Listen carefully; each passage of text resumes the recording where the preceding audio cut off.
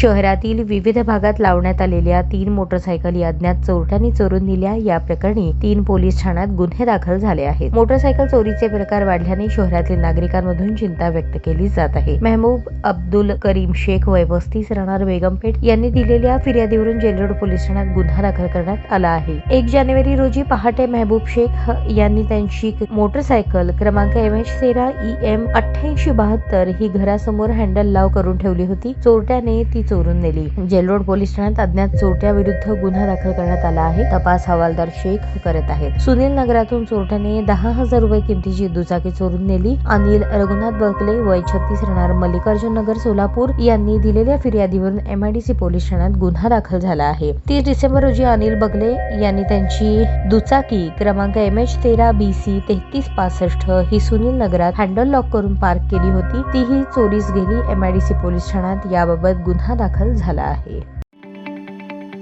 ताज्या बातम्या पाहण्यासाठी प्राईम महाराष्ट्र न्यूज चॅनलला सबस्क्राईब करा।